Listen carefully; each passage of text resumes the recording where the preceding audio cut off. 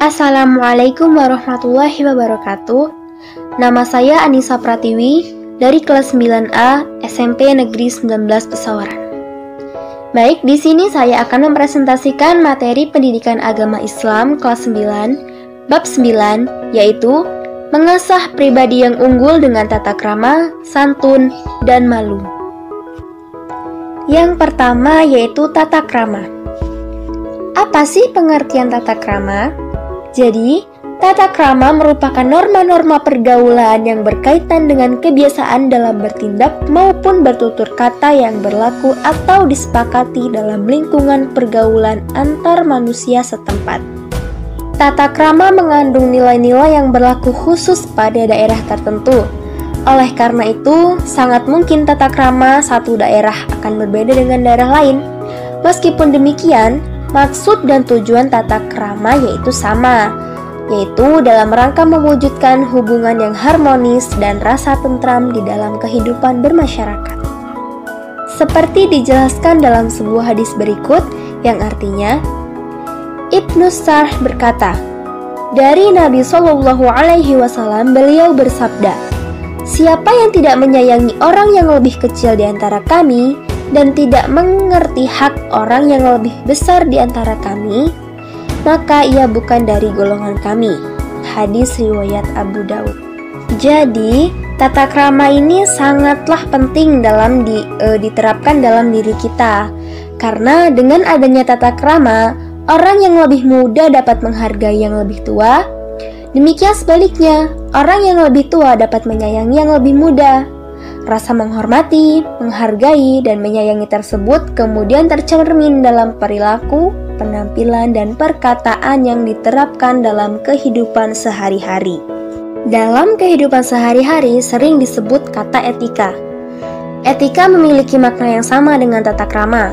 Etika artinya norma-norma, nilai-nilai moral, kaidah-kaidah, dan ukuran-ukuran bagi tingkah laku manusia yang baik. Jadi, etika adalah aturan perilaku, adat kebiasaan manusia dalam pergaulan antar sesama. Pergaulan hidup di masyarakat harus berdasarkan etika dan tata krama yang berlaku. Etika dan tata krama pergaulan ini harus dipegang teguh supaya kepentingan setiap masyarakat tidak terganggu. Apa sih manfaat dari tata krama? Oke, berikut adalah manfaat dari adanya tata krama. Yang pertama, membuat seseorang disegani, dihormati, disenangi, bahkan dicintai oleh orang lain. Yang kedua, menjalin hubungan baik dengan orang lain. Yang ketiga, meningkatkan kepercayaan diri dalam setiap situasi. Yang keempat, menciptakan suasana yang nyaman dalam berbagai situasi, baik itu lingkungan keluarga, pergaulan, maupun tempat di mana Anda belajar atau bekerja. Yang kelima atau yang terakhir, dapat meningkatkan karir seseorang. Wah, banyak juga ya manfaat tata krama. Jadi, kita harus menerapkan tata krama dalam kehidupan sehari-hari dan juga dalam diri kita agar kita dapat merasakan manfaat dari tata krama tersebut. Yang kedua adalah santun. Apa pengertian dari santun? Santun adalah berkata lemah lembut serta bertingkah laku halus dan baik. Kesantunan seseorang akan terlihat dari ucapan dan tingkah lakunya. Dari sini dapat disimpulkan bahwa santun mencakup dua hal, yakni santun dalam ucapan dan santun dalam perbuatan. Allah Subhanahu wa Ta'ala mencintai sikap santun sebagaimana tertuang dalam hadis berikut yang artinya, dari Ibnu Abbas bahwa Nabi SAW bersabda kepada Al-Ashaj Al-Asr, sesungguhnya dalam dirimu terdapat dua sikap yang dicintai oleh Allah, yaitu sikap santun dan malu. Hadis riwayat Ibnu Majah. Allah Subhanahu wa Ta'ala juga memerintahkan agar kita bertutur kata yang baik kepada sesama manusia, sebagaimana firman Allah Subhanahu wa Ta'ala dalam Quran surah Al-Baqarah ayat 83 yang artinya, dan ingatlah ketika kami mengambil janji dari Bani Israel, janganlah kamu menyembah selain Allah, dan berbuat baiklah kepada kedua orang tua, kerabat, anak-anak yatim, dan orang-orang miskin. Dan bertutur katalah yang baik kepada manusia, laksanakanlah sholat dan tunaikanlah zakat. Tetapi kemudian kamu berpaling atau mengingkari, kecuali sebagian kecil dari kamu, dan kamu masih menjadi pembangkang. Quran Surah Al-Baqarah ayat 83. Dari ayat tersebut dapat kita ambil bahwa Allah Subhanahu wa Ta'ala memerintahkan kepada kita untuk bertutur kata yang baik kepada sesama manusia. Berikut ini adalah manfaat dari sikap santun. Yang pertama, mudah diterima oleh orang lain. Sikap santun akan menjadikan seseorang disenangi oleh orang lain hingga mudah diterima oleh orang lain. Yang kedua, menunjang kesuksesan. Banyak pengusaha sukses ditunjang oleh sikap santun yang ditunjukkannya. Pembeli, pelanggan, karyawan, dan rekan sejawat akan senang bergaul dengannya. Relasinya bertambah banyak sehingga akan menambah kesuksesannya. Dan yang terakhir, dicintai oleh Allah Subhanahu wa Ta'ala dan Rasul-Nya.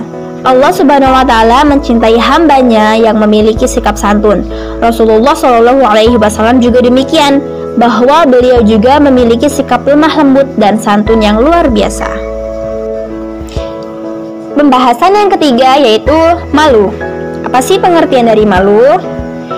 Oke, jadi malu adalah menahan diri dari perbuatan jelek, kotor, tercela, dan hina. Rasa malu merupakan bagian dari iman karena dapat mendorong seseorang untuk melakukan kebaikan dan mencegahnya dari kemaksiatan. Seperti dijelaskan dalam sebuah hadis berikut yang artinya, dari Abu Hurairah, Nabi SAW beliau bersabda, iman adalah pokoknya, cabangnya ada 70 lebih, dan malu termasuk cabangnya iman. Hadis riwayat Muslim.